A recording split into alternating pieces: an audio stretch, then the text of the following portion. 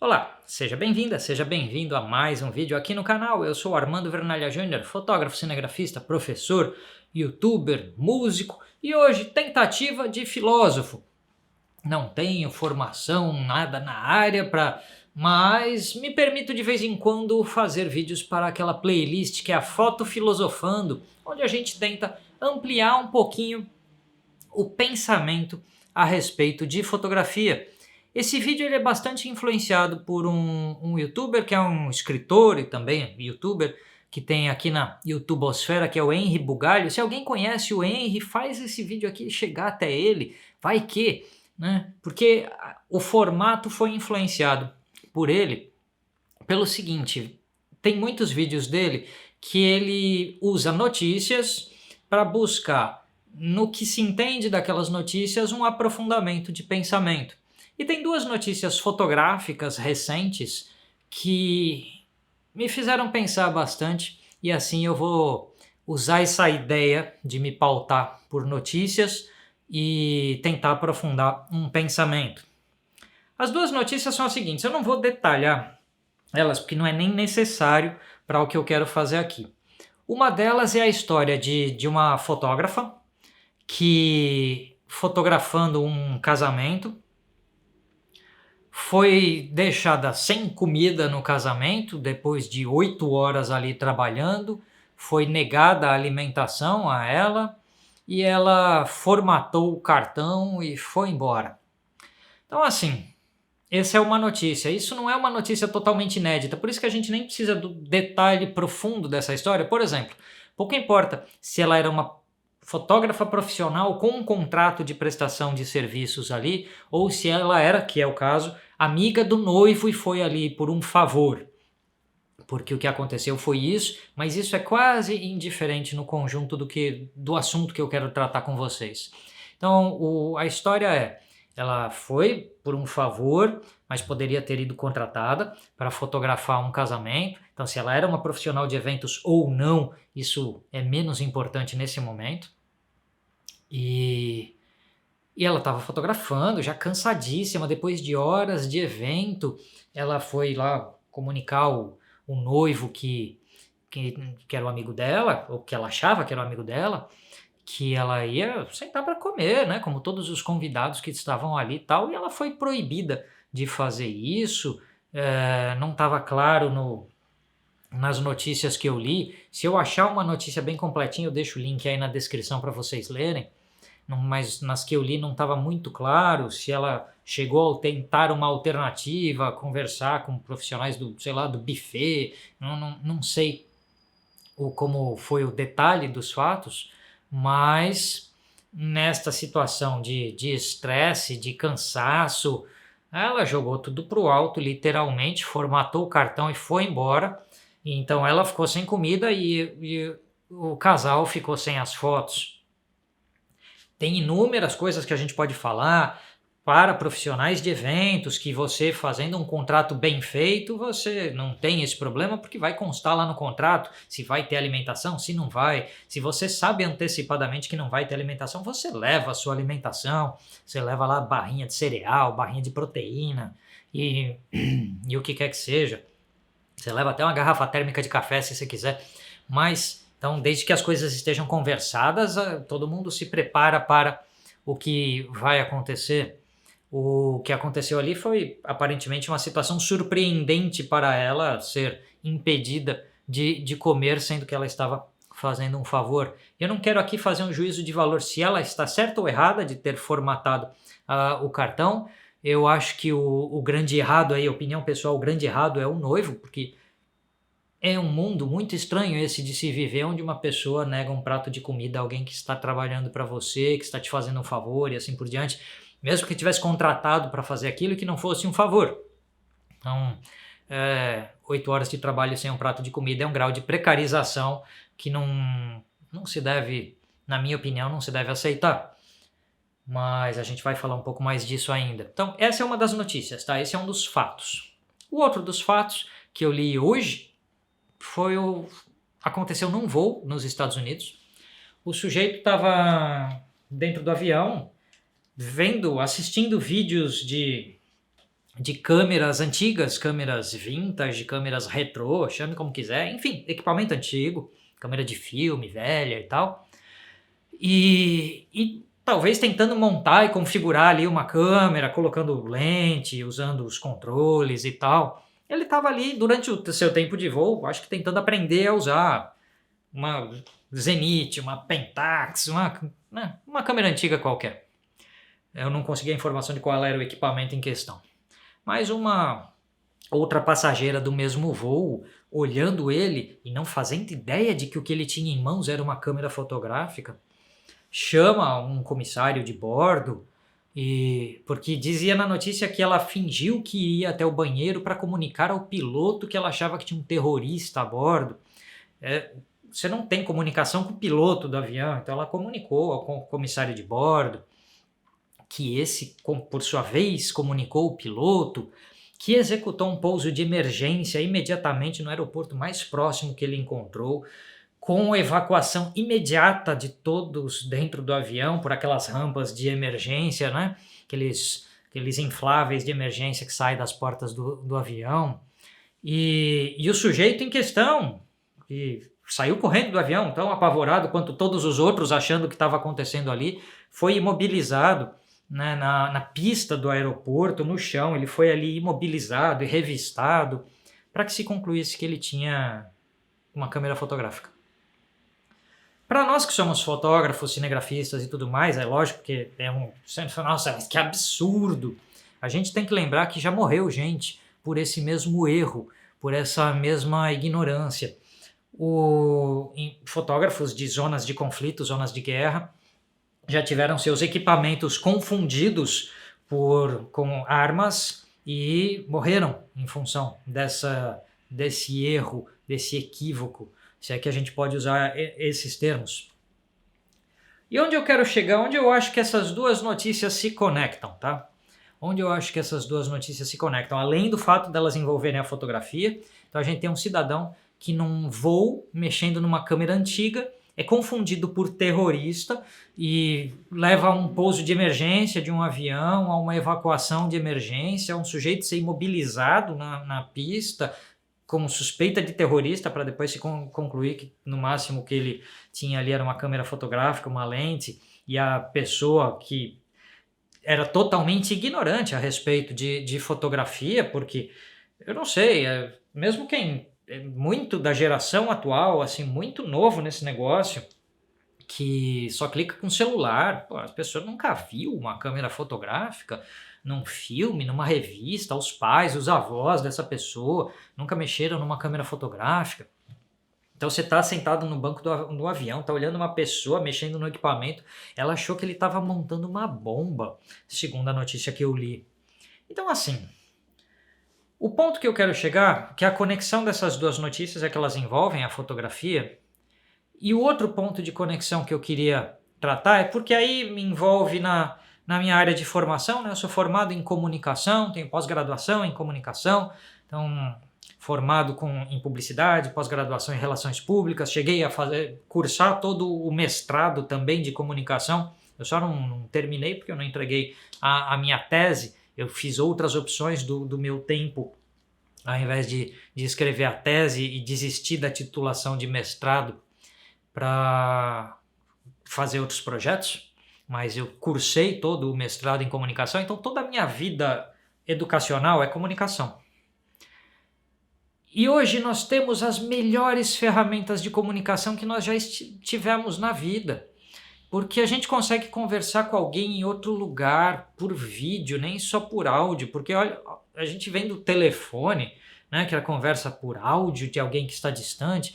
Hoje a gente conversa por vídeo com alguém do outro lado desse mundo. Posso fazer uma chamada de vídeo com alguém que está no Japão, na Austrália, em qualquer lugar. Então a gente tem ferramentas de comunicação inacreditáveis. Nós temos redes sociais, comunicação instantânea com Telegram, WhatsApp e outros aplicativos. Então nós temos todo o ferramental para conversar, para trocar ideia, para dialogar, para estabelecer uma relação de dois cérebros entrarem em contato e se comunicarem Nós temos o maior, melhor e mais espetacular ferramental da história da humanidade e nós não nos comunicamos adequadamente a um ponto de que, na situação do casamento, é lógico que aquilo era uma situação contornável com comunicação. Então é lógico que, sei lá, se o noivo onde estava com a cabeça de proibir um prato de comida para alguém, é doentio isso, mas é um problema dele. O errado é ele, mas não sei se a fotógrafa podia conversar com a noiva, com alguém do buffet, com outra pessoa. Sai de lado um pouco para um lado que o cara não está olhando e come, sabe? Então, conversando, estabelecendo critérios, tal. Não, de repente aquilo escalou para uma situação de violência, ele numa situação de abuso moral, de assédio moral, e ela então devolvendo com aquilo que ela tinha em mãos, falou, então tá bom, vocês não vão ter foto nenhuma, formata o cartão e vai embora. Então a situação escalou muito rápido para um conflito. E aí no caso do voo, de novo, vamos lá, a pessoa viu algo que ela não tem entendimento. Então, a ignorância dela, por mais que nos soe muito estranha, porque a gente trabalha com isso, a gente mexe com isso, mas vamos admitir que uma pessoa pode nunca ter visto uma câmera fotográfica mais antiga e não tem entendimento daquilo e achou o comportamento da pessoa estranho. Vamos admitir que isso seja plausível. Ao comunicar a um comissário de bordo, porque ela poderia, ela própria, virar para a pessoa e falar, que objeto interessante é esse que você tem em mãos? O que é isso? E a pessoa ia falar, uma câmera fotográfica. Acabou o assunto. Todos terminariam seus voos em paz, tranquilidade, porque ali acho que umas 90 pessoas atrasaram as suas vidas completamente por causa desse evento. Ô moço, o que é isso aí que você está mexendo? Resolvia. Mas se ela ficou com medo de fazer isso, ela não quis fazer isso, não era possível para ela fazer isso, ao comunicar ao comissário de bordo do avião, comissário de bordo, aí não é a pessoa com esse despreparo. Os comissários de bordo de todas as companhias aéreas passam por um treinamento muito completo, muito rigoroso. E aí, de repente, essa pessoa que podia só se dirigir até o assento da pessoa suspeita e dar uma olhada. Chega lá e, o senhor gostaria de um café, um copo d'água, sabe? Puxa a conversa para olhar o que tem na mala ali do cara e olhar e falar, o que o senhor tem aí? Ele ia ver que é uma câmera. Mas por essa absoluta incapacidade que estamos criando em nós, seres humanos, de dialogar, ele não fez isso e comunicou ao piloto, olha, nós temos uma denúncia de uma possível terrorismo a bordo. Veja, o comissário de bordo sabe que todo mundo passa por raio-x antes de entrar no avião. Por que o passageiro não saiba, tudo bem. Mas isso aí já passou por raio-x, então alguém no aeroporto já viu que era uma câmera fotográfica. Mas digamos que um objeto pudesse entrar num avião e aí a pessoa vai lá montar uma bomba. Ao observar a situação, a pessoa ia notar que não era bem isso. Mas a incapacidade comunicativa levou um avião a fazer um pouso de emergência, com evacuação de emergência, com um sujeito inocente sendo imobilizado numa pista. E, de novo, a incapacidade comunicativa levou a pessoas que eram originalmente amigas se desentenderem a um ponto em que uma pessoa ficou sem um prato de comida e o casal e a família toda do casal ficou sem as fotos, como punição da agressão o sujeito lá, o noivo, ao agredir a pessoa, impedindo ela de comer, impediu toda a sua família de ter memórias fotográficas de um evento. Então, se eu quero deixar uma amarração para essa história, é que nós precisamos nos comunicar melhor. Nós vivemos na era da imagem. A imagem comunica muitas coisas. Mas por mais que a gente queira, a imagem não vale mais do que 1000 palavras. Ou, para não usar esse termo de valer ou não valer, uma imagem não comunica as mesmas coisas que 1000 palavras. 1000 palavras produzirão uma comunicação diferente do que uma imagem produzirá. Então aquilo que você viu com os olhos, um sujeito com um aparelho que você não entende, pode não ser nada. e a comunicação verbal poderia ter esclarecido. A conflito de estresses que aconteceu no tal do casamento poderia ter sido resolvido com conversas.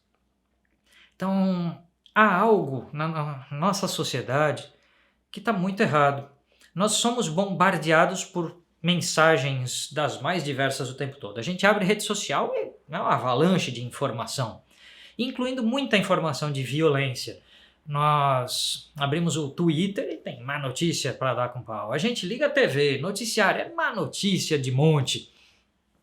Talvez nós estejamos apanhando tanto da realidade que estejamos ficando tão cascudos assim, tão arredios, tão difíceis de lidar, que a gente está esquecendo como conversar, como resolver problemas muito simples dialogando. E ao não fazer a opção pelo diálogo, ao não fazer a opção pela conversa, ao fazer a opção pelas últimas medidas, pela agressividade e assim por diante, nós estamos criando problemas muito maiores. Porque ao não gastar 5 minutos de conversa com o passageiro do voo, gastaram horas de atraso, milhões de dólares, porque não custa barato para um avião pousar no aeroporto que ele não iria pousar, o combustível que ele gastou depois para decolar de novo, as horas gastas para todo mundo desembarcar, embarcar de novo, revista todo mundo, revista o avião, polícia envolvida. Isso custou um dinheiro enorme. E o casamento? Como é que se fica sem essas memórias depois? Para o resto da vida daquele casal, enquanto eles estiverem juntos, se durar para sempre o casamento deles ou não importa, né? Enquanto durar, eles não têm uma foto do casamento deles, porque, sei lá, o sujeito achou que a outra pessoa não podia comer um prato de comida. Então, que mundo é esse? Eu sei que existem condições abusivas de trabalho no mundo inteiro, existem inúmeros lugares desse mundo, o Brasil não é exceção, em que pessoas passam 8, 10, 12 horas trabalhando sem comida. Isso que eu descrevi não é incomum no mercado de eventos, tá? Tá cheio de evento social em que os fotógrafos não comem e se vão tentar comer, o pessoal do buffet não serve nada. Não é que é a regra, é a exceção ainda, mas acontece bastante. A regra é que todo mundo tenha a sua pausa de alimentação, que tudo esteja combinado. Mas acontece isso. Eu já ouvi histórias de alunos meus, de colegas de trabalho, que tiveram situações muito similares a essas nos eventos que trabalharam. Então, a gente está trilhando o caminho de uma sociedade muito doentia, muito agressiva, muito violenta, muito centrada nos próprios umbigos uns de cada um, sabe? Cada um muito com a sua própria verdade. E aí, porque você não quer servir um prato de comida, você não vai nem conversar. Porque você acha que um sujeito é um terrorista, você não vai nem conversar. E assim, todo mundo que estava dentro daquele avião atrasou e todo mundo que estava naquele casamento ficou sem foto. Entre outros exemplos que a gente podia usar. Então, estou conectando essas duas notícias para que a gente use um pouco esse espaço do Fotofilosofando para pensar: que sociedade é essa que tem as mais incríveis ferramentas de comunicação e que a gente tem utilizado elas tão erradamente? Coloca aí o que você pensa disso tudo e a gente se vê. Coloca nos comentários o que você acha. Viu alguma outra notícia? Você, profissional de evento, já vivenciou situação parecida? Coloca aí a sua história e vamos trocando ideias. Esse foi um episódio diferente do Fotofilosofando, conversando um pouco com vocês e duas notícias que chamaram a minha atenção nestes últimos dias. A gente se vê num próximo vídeo, pessoal. Tchau, tchau.